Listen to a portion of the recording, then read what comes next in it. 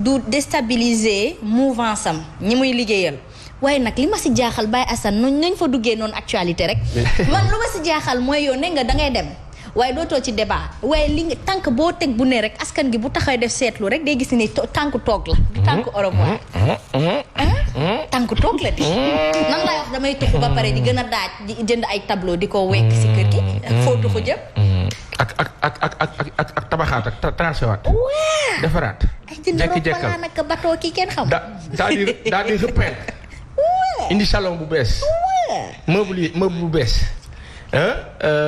maam Sidi maam Sidi ronkolam di ko bàyyi ginnaaw maa ngi ci biir actualité maam boo amee am na benn vidéo boo xam ne boo ko amee président Macky Sall dafa def interview bu mag démb ak France 24 ak RFI exclusive bon la question mooy lu tax le président n'accorde pas d'interview aux Sénégalais maam may ñu tuuti ci entretien bi ñu déglu président Macky Sall s'il te plaît. Se tenir ici à Dakar, le président de la Commission de l'Union africaine a eu des mots sombres. Il a affirmé que l'heure est grave, très grave, que jamais l'Afrique n'a été tant menacée, que ce soit par le terrorisme, que ce soit par la déstabilisation, que ce soit par le recul de la démocratie. Est-ce que vous partagez ces inquiétudes? Hélas, je partage ces inquiétudes, puisque le tableau en effet est sombre, bien que je reste optimiste pour l'avenir. Mais il était important d'attirer l'attention du monde entier sur ce qui se passe présentement sur notre continent.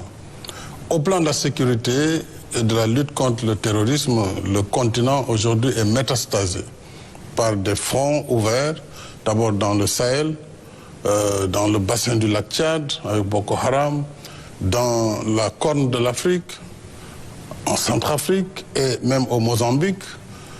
Et plus grave, aujourd'hui, la lutte du Sahel est en train d'atteindre la côte océanique. Alors, si l'on considère donc les conflits intérieurs, les coups d'État, en Afrique de l'Ouest, nous avons deux pays qui ont été frappés, le Mali, la Guinée. En plus, ce qui se passe au Soudan, la crise qui est venue, la crise en Éthiopie, on voit qu'il y a un tableau quand même assez préoccupant. Monsieur le Président, vous l'évoquiez, la menace djihadiste est aux portes du Sénégal. Est-ce que vous craignez que votre pays soit la prochaine cible? Vous savez, mon pays, comme tous les autres pays, sont des cibles. Peut-être qu'ils n'ont pas encore opéré sur notre territoire. Jusqu'à quand, je ne le sais pas. Mais ce qui est certain, c'est que ce projet de terrorisme est un projet qui veut s'attaquer au monde libre, à la démocratie, à la liberté. Tant qu'ils pourront avoir de l'influence, ils essaieront. Ils sont plus loin à notre frontière, mais nous sommes préparés à faire face, quoi que cela puisse nous coûter. Mais concrètement, est-ce qu'il y a eu des tentatives d'infiltration à la frontière avec le Mali, voire des tentatives d'attentats déjoués sur le sol sénégalais? Non, des attentats, non, je ne dirais pas. Il y a parfois de fausses alertes, mais il est clair qu'aucun pays ne peut être à l'abri. On le voit, les plus grandes puissances sont frappées tous les jours.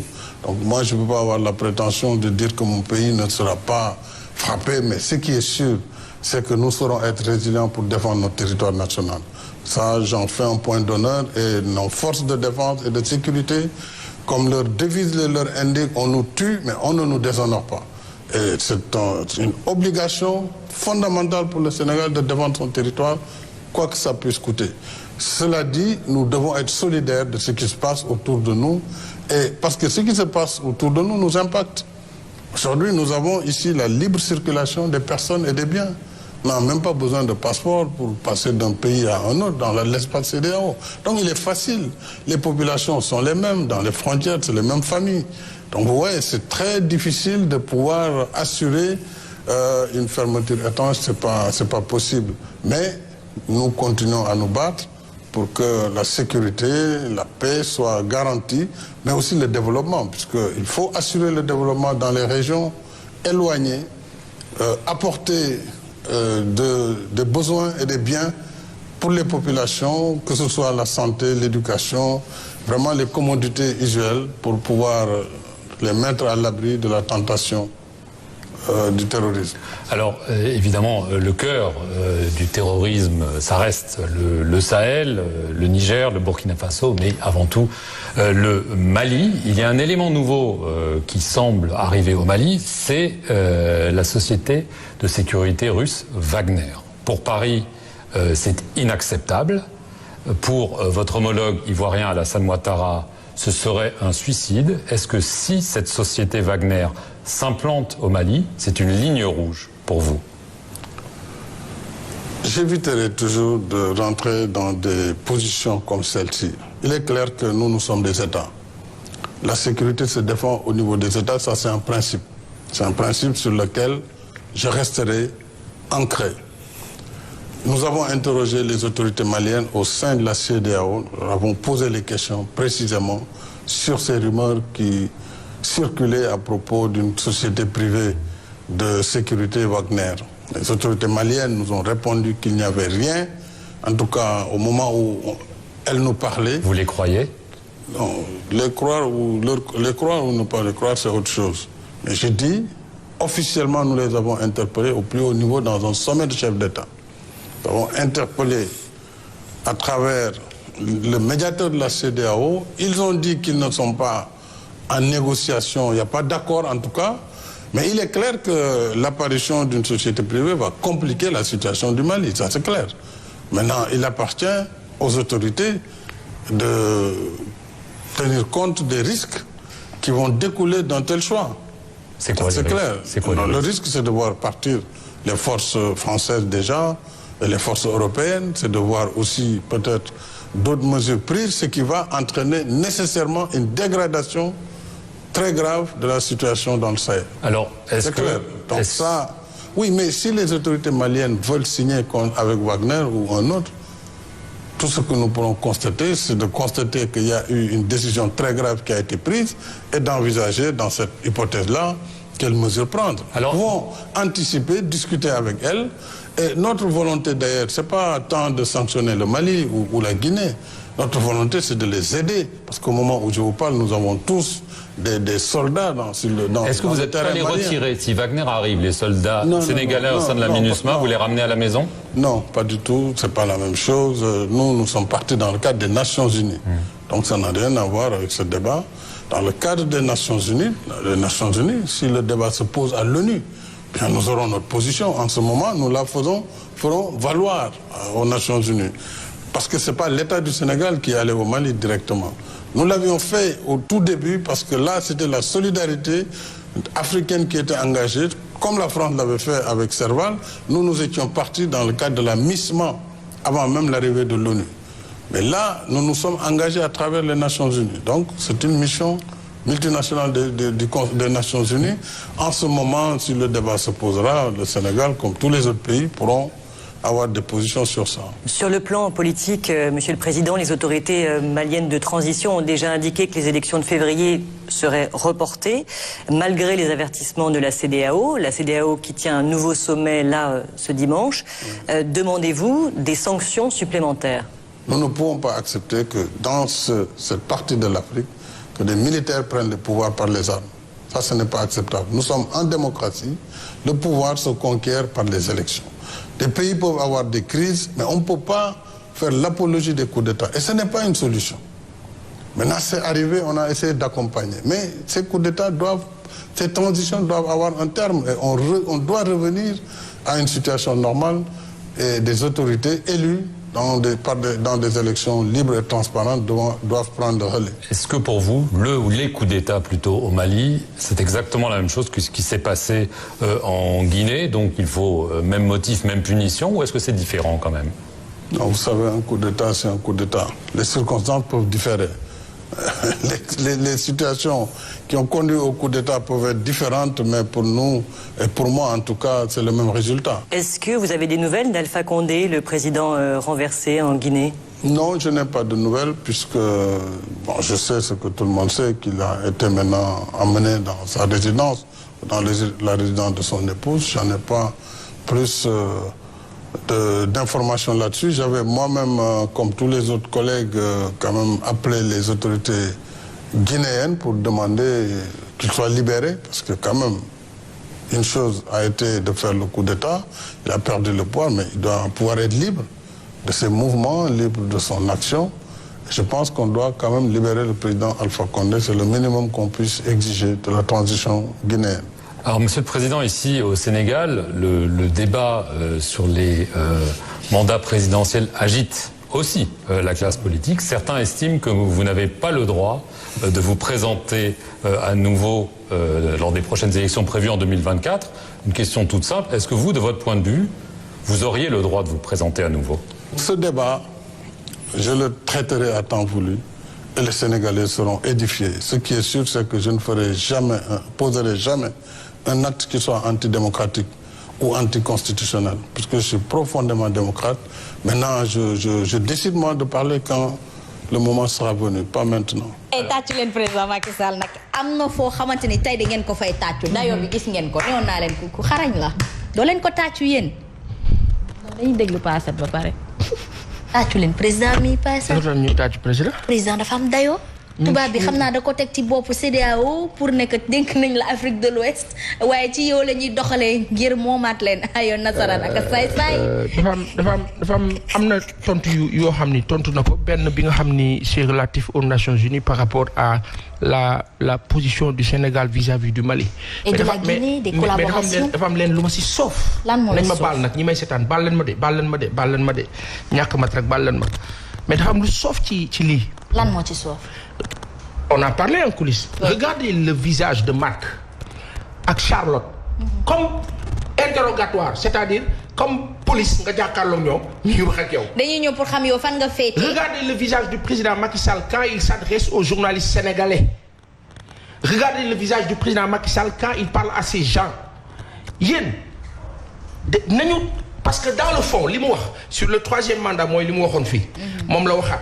ci benn sens quand il dit que su ma nee du ma présenté wu ñi ma nekkal dootuñu liggéey dañu nekk ci yeneen perspective mais président ñooñu nekk nañ ci yeneen perspective depuis yàgg na benn parce que ñu ci bëri si ñoom sax dinañ la wat gannaaw ñu ci bëri ñu la jege jamono bi daañu la woon gannaaw incha allah te du yàgg parce que ñu ngi ci yeneen disposition parce que président xamal nag benn affaire gars yi jege nañ la de mais dañuy wax ak yow si kaw di wax si suuf te lee wax si suuf ni nga ñëw déggee ñun noonu la kaa déggee donc ñi la wër am ci confiance dina jafe benn bi si des mooy que ñun suñu président du accordel Sénégalais yi interview du ko ak Sen TV tey bu bëggoon président Macky Sall ce qui est normal mais xalaatu ko idem pour les autres chaînes de télé RTS daal la mën a waxal te RTS sax bi wax ak ñoom dañu koy fekk ci palais ba dans un autre sens et les airs mooy buur quand il est au Sénégal et qu'il parle aux journalistes sénégalais, le président est roi. Quand il s'adresse à ces gens-là, le président a l'air comme qu'on va justifier ou comme qu'on va. Est-ce que vous voyez un peu? Comme qu'on va bon, comment vous pouvez interviewer le président de la République du Sénégal? Ngeen bëgg a doon ay naafeq ak ay seytaan bëgg ko waxloo ak jël l'opposition contre le Mali. Mali am un problème de souveraineté interne di régler problème mu ngi mel ni Sénégal tey ñu régler suñu problème Mali fàq ca langue naan Sénégal waaw da ngeen war a def li France wax loolu du yëfi seytaan loolu la ñuy def nii. loolu la ñu yàgg def. et merci et mieux ils savent ces gens travaillent sur chronogramme et calendrier sommet CEDEAO rencontre CEDEAO dimanche bii ñoom ci la ñuy dox xam nañ ni foofu jotaay ba dina Mali day compter donc il faut que. Président Macky Sall ginnaaw bu waxtaan ak Macron ci suuf il faut que mu wax ci télé bi ñu dégg que son influence parce que quoi qu'on puisse dire notre président a de l'aura dans la sous-région donc son influence il faut que mu am fu mu dem ma wax nag benn affaire madame Touré te duma ko guddal foofu la maa yem xam nga moo la lan benn problème la ñuy am Florence Parly ñoom ñi ñëpp Charlotte Idrac bii ak ña ca des xam nga luy seen problème Wagner xam nga Wagner mooy ñoom dañu ne que ñooñu ay mercenaires benn agence de mercenaires la russe déjà c'est faux ñoom loolu la ñuy wax officiellement Le Monde ak France 24 ak RFI Figaro ñëpp gàddu loolu ne waaw Wagner lu muy def ci Sahel bi yéen France lu ngeen di def Sahel. très bien. maa ngi ci kër gi waaye bu fi keneen nekk. loolu moo la lan. vraiment. les Maliens nag ils sont décidés Amina Fofana man ne ca Mali nga xam ni moo sookee la révolution moom nee na ñun nekkuñ fi sax di discuter naan non est-ce que partenariat nanga dañu ne partez chez vous. Très bien professeur Danfakha l'expressif ci nit ci ay xar kanamam buy wax da ngay mën a xam ndax dëggu na ci moom. ndax il est dégoûté ndax il est énervé face à un sujet ou pas. Excuse-moi et on a senti baal ma dog ma yàlla bu yàlla dog baal ma. ok bismillah xulil le président Sall fii il était agacé. oui et ça se sent. il avait même envie de leur dire vous m'emmerdez mais munu ko. moo tax faw ñun suñu à notre niveau et surtout la presse sénégalaise. ñu dooleel président bi ci sens boobu pour que ñu gën ko dooleel fit ci li mu jot a am. moo tax nag dañu war a wàññi xas yi. waaye tamit di ko ñaax moom kay mooy def lu tax xas du am mais foog moom ñu dooleel ko ci sens boobu. parce que quand il s'agit du Sénégal et de l'étranger il faut ñu def bloc autour du chef de l'État dimbali ko. loolu moo tax NEPAD bi ñu koy doon fàttali ci suñu ab éphéméride. tey jii dañoo jël président Macky Sall ñu fàttali rek actualité tabb ko def ko njiitum CEDEAO. léegi nag boo nekkee njiitum CEDEAO dajale réew yooyu yëpp ba pare seen njiitu réew Union africaine autant pour moi voilà donc dafay am baat boo xamante ni ak kàddu goo xamante ni danga koy am nit ñi di lam-laame ñeen ñi di naan Macron bu fekkee France falaat na ko président Macky Sall dana mën a tenter 23e mandat nit ñee ko wax askan ngee ko wax seen xalaat la teguñu ko ci benn base mais xalaat la te nit ku nekk am na droit xalaat ñu ne waat déetuwaay président Macky Sall digganteem ak Russie wax na ci alerte terrorisme moi je ne me rappelle pas d'une alerte vraiment concrète face au terrorisme fii ci Sénégal alerte concrète. c'était une fausse alerte. waaw waxoon nañu ko bon mais. xam nga am loo xam ne du woon c'était pas ça. mais c'est ça donc c'est pas une alerte concrète. mooy ni ñuy def rek yéen na ngeen toog ak chef d'État di ko njortal ne ko way attentat war naa mën a am foofu. Russie yëngal nañ leen de gis ngeen seen xar kanam bu ñuy wax ci Russie. naan c'est inadmissible. inadmissible. waaw man j'ai beaucoup aimé l'interview. oui la posture Pa Sandé wax ne lu tax président du accordé interview am na ñaari explication benn bi mooy RFI dafa am impact ci àdduna donc le premier ambassadeur ki war a ñi ko représenter Sénégal mooy le président de la République donc c'est vrai que su amee ay invitation pour des organes de presse internationale en tant que président de la République ak premier ambassadeur et c'est son devoir de le faire. Et aussi. Voilà beneen affaire bi tam mooy. non je suis désolé. c'est pas un devoir je suis désolé professeur non. c'est pas un devoir. Macron quand il veut communiquer. il choisit.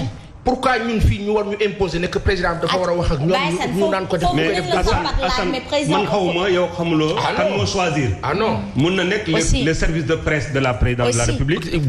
dem wax leen mais je veux dire deuxième chose. très bien allez-y. mooy deuxième chose bi mooy là aussi il faut que ñu xool suñu journalistes yi. très bien. c'est-à-dire que journaliste dafay xarañ dafay comme Binta li ma koy wax toujours xam nga Binta bu bëggee invité kenn. wala bu bëggee waxloo kenn jar na ko mu topp ci ay weer. di ko dox. di def ay pexe pour que kooku nangu ñëw invité wala mu interviewé ko un journaliste aussi doit se donner les moyens pour donner envie au président de la République mu jàkkaarloo ak moom wax ak moom mais su fekkee da ngay c'est-à-dire que je prends l'exemple de Pa Assane su fekkee tey Pa Assane invité na président bi dina wax ne mais su ma demee foofu daf may toroxal. justement am na ku ko wax Khalifa Ababacar Mané c'est vrai que ñun ñoo ko tàmbaloon sur la toile ne seen ay xalaat dañu koy dugal ci biir émission bi et c'est ça la force de Subatel am na ku ma ko doon rappeler Khalifa Ababacar Mané nee na la presse locale n'a aucun respect vis-à-vis de nos autorités étatiques et aussi à ce sens maintenant pour répondre à Bayassane Macron qu'il choisisse les journalistes qui lui font des interviews ou pas Macron par rapport à la presse française, il est quand même clashé et lynché. Franchement, quelque part, mayuñu ko dara. Donc il faut dire à ces gens-là que ñooñu cette presse française-là, merci, il faut dire à ces gens que cette presse-là qui tire et crache sur leur propre président, ñoom tam ils respectent pas certainement seen ay autorités. C'est un faux débat ça. D'accord, très bien. Ceci dit, ça pourrait être un faux débat dans le sens où ñoom bu fekkee ni li muy bëgg a wax peut-être que mooy que mais Baye Assane lépp loo gis dayoo la tamit parce que mënoo dem nga ne le président de la République mbubu la. C'est une institution boobu tu peux pas le flinguer face à lui. Maintenant il peut se permettre que tu puisses avoir un constat mais c'est vrai loolu tamit di professeur wax. il y a une part de vérité. ban journaliste moo fi jàkkaarloog chef d'État au Sénégal manqué ko de respect. non Baye Assane waxuñu manqué de respect dafa am ay kàddu yoo xam. am na benn journaliste bu mu sonn laaj président Abdou Diouf ndax moom moo biiral benn jigéen. ban journaliste la non je vais pas donner le nom mais loolu am na fii c'est un manque de respect. professeur Baye Assane sax c'est aller même peut-être trop loin à chaque fois ba wax ak président pourquoi tu dis baal ñu dayoo ak wekk ak respect bi ñu lay jox. La presse ici respecte le chef de l'État. Justement, mais non, pour en revenir à ça, c'est parce que au préalable, les propos peuvent être irritants. Dans cette vérité, les propos peuvent être vexants. Il faut qu'on se l'accepte et qu'on se le concède. Des fois, ñu wax suñu xalaat te duñu ko solal mbubu. Et dañuy foog ni suñu xalaat mooy dëgg alors que war nañ mën a gën a laaj. Moo tax je ne blâme pas la presse. Professeur, mais je dis juste que l'équilibre dafa war a am. Nous avons ici ay journalistes yu mag. Non, de renom. yu am cër. yu respecté nit. yu am yitte ci nit. doon ay góor ñoo fi fees dell. Aujourd'hui lan moo tax président de la République le 31 décembre mu dajale toute la presse jël toutes les chaînes réquisitionné leen presque daanaka ñëpp nangul ko c'est parce que cër la mais aujourd'hui le président de la République doit pouvoir chaque mois jox benn chaîne un entretien sur tel niveau on va parler de ça ñu organiser ko mais si les gens disent oui encore da ngeen bëgg a toog fii naan journaliste yële ñoo ñu gën. non mosuñu wax loolu. ah non dem leen démarcher non je parle pas de toi. non je parle pas de moi je parle de la vision Baye Assane parce que li ñuy wax ci kanamu askan gi il faut que ñu koy xool bu baax a baax c'est-à-dire il n'y a pas de sous-entendu mais gëm naa leen ci àddina professeur et la science l'a prouvé équilibre fu mu amee ñaari côté te ñaari côté tey dañoo tollale mooy bu dee ñoom waa nguur gi la war nañ mën a faale gestu journaliste local yi waaye tamit ñoom journaliste local yi war nañ mën a aussi càmbaraat seen bopp xool ndax dara matut doomu aadama la yàlla bindee matadi. xam nga fan la ñuy waxee. man fan la ñuy waxee. il faut ñu dégloonte bu baax. quand le président Macky Sall prend son avion wàcc Charles de Gaulle les journaux français les médias français. duñ ko sax tudd duñ sax yëg ne ñi nekk France yëguñ sax ni Macky Sall nga fi. à des exceptions près. xam nga qu'est-ce que ça signifie. ça veut dire que amul leen solo léegi ñoom xam nga kañ la leen di amal solo. allez demander aux Français s'ils écoutent RFI s'ils regardent France 24 maanaam ce sont des chaînes qui ont cette tendance-là à travailler que sur la stratégie et la géostratégie et la géopolitique. qui par rapport à des intérêts. Ces gens-là non déglu rek ma expliquer la ces gens-là. seen objectif dafa clair boo xamee objectif boobu ñun ñu nekk ay journalistes fii mais suba teel war naa mën a dem ñu ne dañuy def émission ak président Macky Sall. mais est-ce que suba teel. demandé na ko non au-delà de demande. toog nañ fii wax ko. au-delà de demande on sait comment ça se passe on parle à ces gens-là demandez-leur ou dites-leur oui ñun de ñu bëggoon gis président pour waxtaan ak moom c'est pas possible. non mais est-ce qu'ils ont refusé Baye Assane il faut pas dire que c'est pas possible. léegi est-ce que xam naa man kan la maa waxal ak kan la ma waxalu. man daal xam naa leen président ku ko bëgg a gis wala am ak moom interview da nga war a bind boo bindee ba jottali ñu sa bind wala ñu bañal la ci sa bind nga mën a taxaw léegi naan président accordé wu. demandez à Bougane et tous ses patrons de presse. dernier élément ci waxam man dégg naa ne nee na du def dara lu antidémocratique ci troisième mandat ak loo xam ne àndul ak yoon. waaw donc loolu xel dal na. non antidémocratique baal ma antidémocratique illégal. li mu wax foofu antidémocratique baax na. mais ba mu ca tegee anticonstitutionnel la ma fit dem. lu tax. dinaa def juróomi at. non constitution moo tax mënu ma def juróomi at sama kàddu la mais mënu ma ci dara constitution bay ëpp doole. dinaa def 2 mandats. mais conseil constitutionnel nee na vraiment am naa droit beneen mandat donc foofu la ma tiitee. pourtant wax bi leer na de. foofu la ma tiitee. Aïcha, merci beaucoup. 2 avis opposantes. Merci. Il y a aussi 2 jeunes dames sur le plateau. Elles méritent contribution aussi. Vous ne l'êtes faté. Alors, les régies publicitaires au Sénégal, le nouveau combat de l'année. Ok. C'est-à-dire gën ko faram fàcce. damaa gis tey defe naa sax ñoom am nañ point de presse. ñi nga xam ne ñoo ci nekk ñëpp acteurs yi. benn information rek moo ci génn gis naa Bougane di ko wax dem ci télé bi ci seen show Bougane le PDG des médias et qui travaille sur les régies président il faut venir à l'écran nga leeral ñu comprendre parce que comme yaa ngi ci depuis ñu xam lan la exactement. je pense que c'est sur le plateau qu'il faut le faire ça c'est un nga xam ni ñëpp dañuy toog déglu beneen bi si des xam nga moo la lan sawaay bu fekkee ni information boobu am na ñu jot que prétexte bi mooy dafa am ñenn ñu ko mën a bëgg a jox Philippe Mandels ou Mandex je sais plus le photographe du président de la République du Sénégal Ali Faye moo doon photographe président Abdoulaye Wade ab sénégalais la c'est un minimum suñu président suñu biir palais après on me dira palais bi moomuñu ko peut-être aujourd'hui celui qui s'occupe de l'image du président de la République est un Français. C'est un scandale. léegi bu fekkee ne que dañu njort ne dañu nar a jël cette régie là cette grande régie publicitaire la pub au Sénégal c'est à coût de milliards et de milliards. Très bien. su fekkee ne dañ kaa nar a gàddu en passant publicité bi la dem RTS bi nguur gi di def muy dem RTS yëpp redevance chaîne privée yi am nañ ci droit ñun dañoo fay ay taxes faites un 10 ou 15% mu ñëwaat ci ñun bu dee da ngeen di jël lépp yóbbu ko foofu te RTS sax pour ñu encaisser seen chèque yooyu problème la état bi da leen di dawloo mais un peu la régie pub au Sénégal dafa connaître ay difficultés déjà mais au-delà des difficultés bu ñu daanalee régie comme ni ñu ko waxee déjà jël Descos impliqué ko ci ce qui pose problème nga jël bon Bougane a dit que moom la ñu visé ou pas je sais pas je m'avance pas sur ça mais sur le moi je parle du principe du fait que information bu fekkee am na mooy que jaay bi àgg na de mais doggali bee si des te loolu du dëgg du yoon faw Sénégal yëpp ak sénégalais yi madame Touré ma tëj foofu faw Sénégal ak sénégalais yëpp xam ne que suuf si 65 000 kilomètres carrés ci géej gi sunu ndox seen eau ba bon bii